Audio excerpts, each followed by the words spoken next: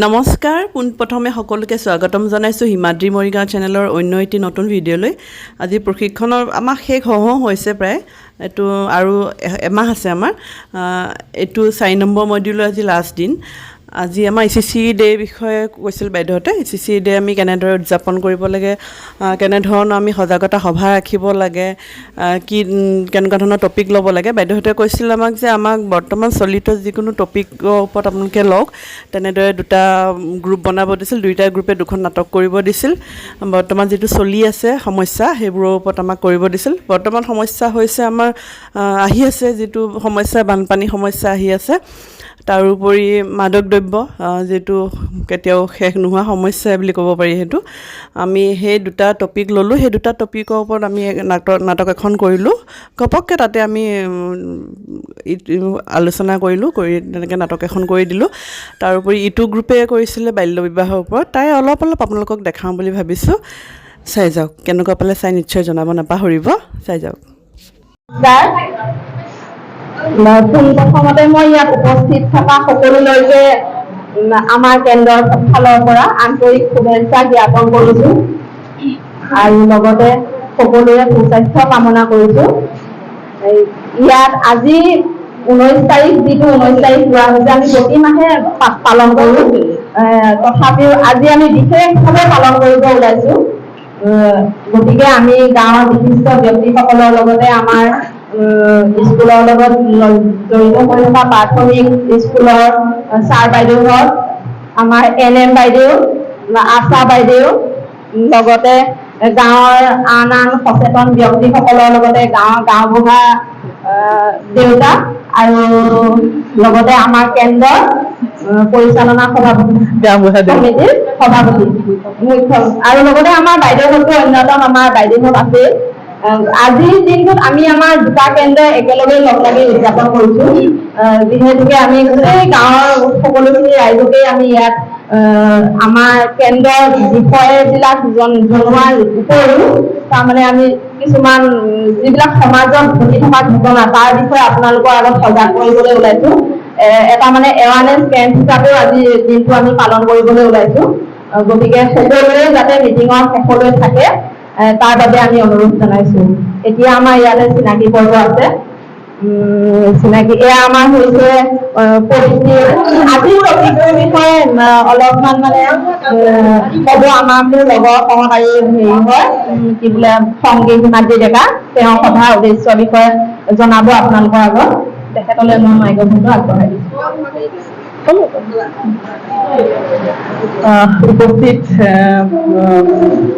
সভাত উপস্থিত সকলো সদস্যবৃন্দ, কেন্দ্ৰৰ প্ৰেচিডেণ্ট মহোদয়া, শিক্ষয়িত্ৰী চিত্ৰলেখা বাইদেউ, আশা বাইদেউ, গাঁওবুঢ়া দেউতা আৰু লগতে মোৰ সহকৰ্মীসকল, আজি মিটিংখনৰ উদ্দেশ্যটো বাইদেৱে ইতিমধ্যে লৈ দিছে। যিটো সমস্যা আমি সকলোৱে দেখি আহিছোঁ সমাজত ঘটি থকা চলিত সমস্যা, সেইটো হৈছে কি কয় মাদক দ্ৰব্যৰ ওপৰত। মাদক দ্ৰব্যই কিমানখিনি ক্ষতি কৰে আপোনালোকে নিশ্চয় জ্ঞাত, সেইটো মই আকৌ ক'ব নালাগে। তাৰোপৰি আৰু আহি থকা সমস্যা এটা হৈছে আমাৰ বানপানী সমস্যা। আপোনালোকে গম পাইছে চাগে, কিছু কেন্দ্ৰৰ বানপানীৰ কাৰণে বহুত ক্ষতি হৈ গৈছে ইতিমধ্যে, সেইটো গম পাইছে। তাৰ ওপৰতে আমি ভাবিছোঁ এখন সজাগতা সভা ৰাখোঁ বুলি ভাবিছোঁ আমি। সেই উপলক্ষে আজি এই সভাখন ৰখা হৈছে। কিন্তু কথাখিনি আমি নাটকীয় ৰূপে আপোনালোকৰ আগত প্ৰকাশ কৰিব বিচাৰিছোঁ। মাদক দ্ৰব্য আৰু বানপানীৰ ওপৰত আপোনালোকে চাওক, নিশ্চয় ভাল পাব, বুজি পাব। এটা আমি বাৰ্তা দিব বিচাৰিছোঁ নাটকখনৰ জৰিয়তে। চাই থাকক। বানপানী হৈ যোৱাৰ পাছত কেনেধৰণৰ পৰিৱেশ হৈ থাকে সকলোৱে জানে। বহুতে এইখিনি সাৱধানতা অৱলম্বন নকৰে। সেয়ে আমি তাকে কেনেধৰণৰ সাৱধানতা অৱলম্বন কৰিব লাগে তাৰ ওপৰত আমি দিব বিচাৰিছোঁ এটা বাৰ্তা। এটা পৰিয়াল, এইটো হৈছে এটা পৰিয়াল, বানপানী হৈ যোৱাৰ পাছৰ পৰিৱেশটো দেখুৱাইছোঁ। তাতে আমি মাদক দ্ৰব্যৰ ওপৰত দুইটা সাঙুৰি আমি বনাইছোঁ নাটকখন।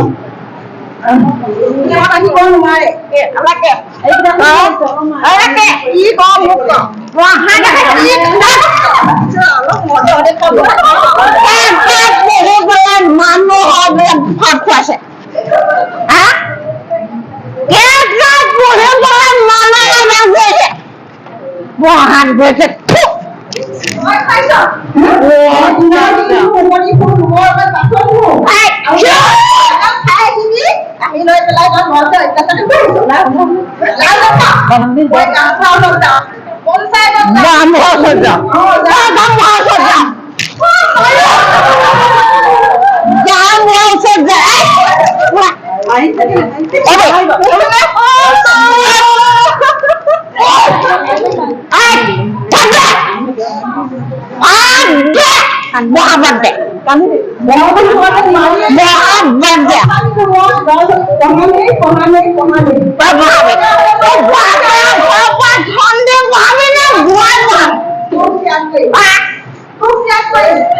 বানপানী আহে গোটেই হুলস্থুল ভাত কেইটা বনাব গ'লে আমাৰ ভাত নাই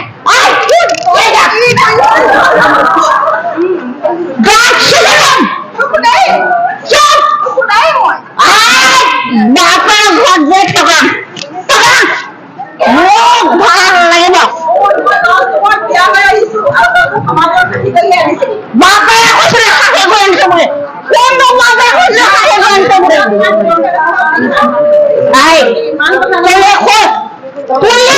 বানপানী আহিলে মইছা নাই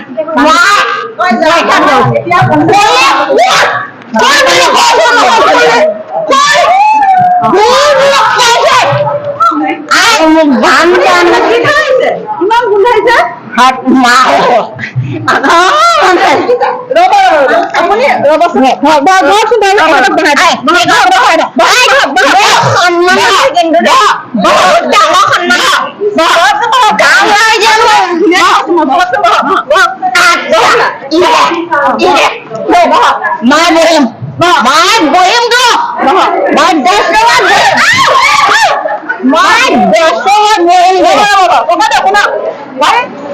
আপুনি যদি মানুহজনীক এইখিনি সহযোগ নকৰে মানুহজনীয়ে কেনেকে কাম চম্ভালিব কওকচোন এনেও আপোনালোকৰ বানপানীৰ কাৰণে গোটেই ঘৰৰ অৱস্থা নাইকিয়া হৈ গৈছে ঘৰ দুৱাৰ ভাঙি গৈছে ল'ৰা ছোৱালীকেইটা পঢ়া নুচুৰা হৈ গৈছে স্কুল কানি কাপোৰ কানি কিতাপ পত্ৰ চব শেষ হৈ গৈছে এইখিনি সময়ত আপুনি মানুহজনে যদি মানুহজনীক নুবুজে সহযোগ নকৰে কোনে কৰিব কওকচোন চলিব কেনেকে একদম আপুনি আজি এইবিলাক মদ খাই আহি যিখিনি হুলস্থুল কৰিছে তাৰ কাৰণে আপোনাৰ ছোৱালী দুইজনীৰ ওপৰত এফেক্ট কৰিছে দেখিছেনে ছোৱালী দুজনী কেনেকে ভয় কৰিছে দেখিছে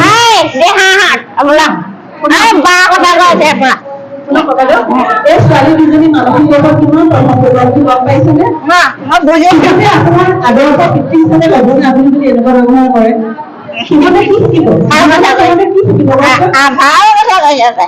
আপুনি যদি ভাল বাপেক হৈ দেখায় তেতিয়া সিহঁতে আগবাঢ়িবলৈ সাহস পাব গম পাইছেনে আৰু আপোনালোকে এই চাৰিওফালে আপোনালোকে এই চাৰিওফালে যিমান পানী দেখিছো সেইবিলাক আমি খালী পানী দেখিলে নহ'ব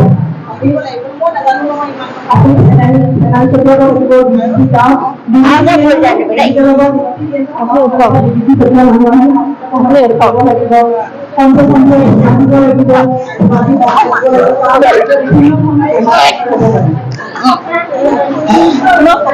বিভিন্ন ধৰণৰ বেমাৰ সৃষ্টি হ'ব পাৰে ডায়েৰিয়া মেলেৰিয়া ডেংগু হয়নে জাপানীজ এনকেফেলাইটিছ এতিয়া তাৰ কাৰণে আপোনালোকে সাৱধানতা হ'ব লাগিব আৰু আপুনি এতিয়া যিটো অৱস্থাত আছে আপোনাক ডায়েৰিয়া মেলেৰিয়া চুবই নালাগে আপুনি আগতে দেখোন কিবা হৈ যাব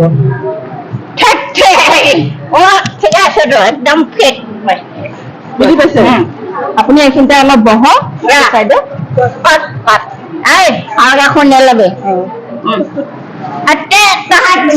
ছোৱালীকেইজনী কেন্দ্ৰলৈ যোৱা নাই আৰু মানুহ এইকেইদিন বানপানীৰ কাৰণে যোৱা নাই কিন্তু বানপানী সেইকাৰণে ছোৱালীকেইজনী কেন্দ্ৰলৈ এতিয়া আপোনালোকে আমি সজাগতা আনিবলৈ বিচাৰিছিলো আপোনালোকৰ আগত আপোনালোকে সকলোৱে দেখিলে প্ৰতিজন অভিভাৱকৰ লগতে প্ৰতিজন ব্যক্তিয়ে দেখিছে গতিকে এনেদৰে আমি সমাজৰ পৰা প্ৰতিজন শিশুকে সৰুৰে পৰা কিছুমান কাম গ্ৰহণ কৰিব লাগিব যাৰ দ্বাৰা শিশুসকলে যাতে বেয়া পৰিৱেশবিলাকৰ পৰা আঁতৰত থাকে শেষত ছুপাৰভাইজাৰ বাইদেৱে বানপানী আৰু মাদক দ্ৰব্যৰ বিষয়ে অলপ বক্তব্য দাঙি ধৰে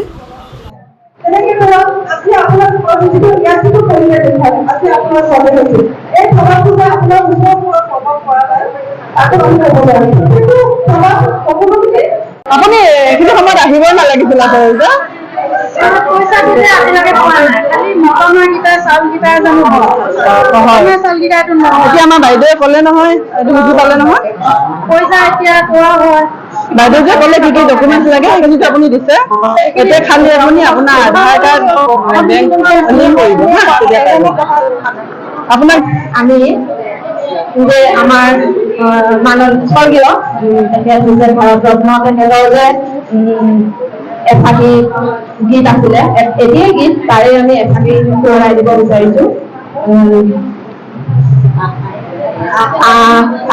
উলাৰা সদান জনতা উলাৰা পোহৰালোটা ৰামৰে দেশতে থকা ৰাৱণ বধূৰে যায় যদি যায় জীৱনটো উলাৰা সদান জনতা উলাৰা পোহৰালোটা ৰামৰে দেশতে থকা ৰাৱণ বধূৰে যায় যদি যায় জীৱনটো যায়। কিমান ধুনীয়া আমাৰ ভূপেন মামাই মানে ৰচি গৈছিলে এফাকি গান গতিকে সেই সাৰকে যদি আমি পঢ়ি আমাৰ প্ৰতিজন ব্যক্তিয়ে নিজৰ কামবিলাক কৰি যাওঁ তেতিয়াহ'লে সমাজৰ পৰা সকলোবিলাক শৃংখলতা নাইকিয়া হ'ব সমাজখন সুন্দৰৰূপে গঢ় দি উঠিব পাৰিব গতিকে সকলোৱে যাতে আজি এই সভাখনতে মনৰ পৰা পণ লয় আমি এটা যাতে সংকল্প লয় আমি যাতে সকলোৱে কামবিলাক ফুল উঠাই আগুৱাই যাওঁ আৰু সকলোৰে মাজত সজাগ আনো ধন্যবাদ ইটো গ্ৰুপে বাল্য বিবাহৰ ওপৰত এখন নাটক কৰিছিল সেই নাটকখন শব্দবোৰ স্পষ্ট নহ'ল যেনিবা তথাপিতো তাৰে অলপ অলপ দৃশ্য আপোনালোকক দেখুৱাবলৈ চেষ্টা কৰিছোঁ চাই যাওকচোন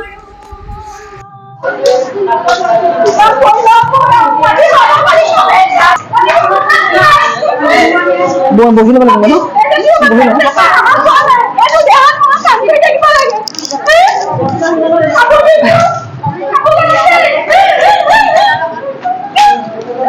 কি হৈছে কিহৰ ধম ধম কৰি আছ কাম নিশিকাকে ঘৰৰ পৰা আহিছ মায়ে ঘৰৰ পৰা কম বয়সতে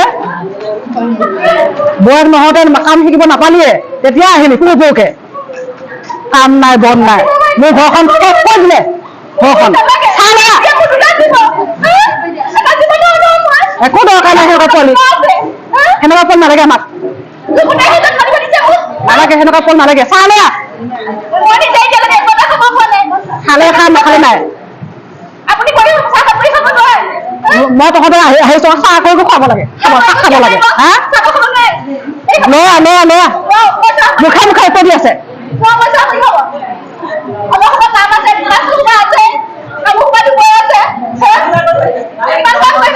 আজি আহক এইটো আহক মই আজি আহক ঘৰত আহক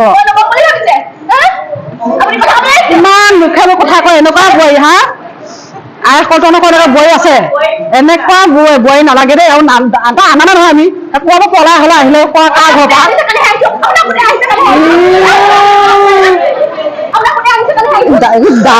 বাহন নিলে মা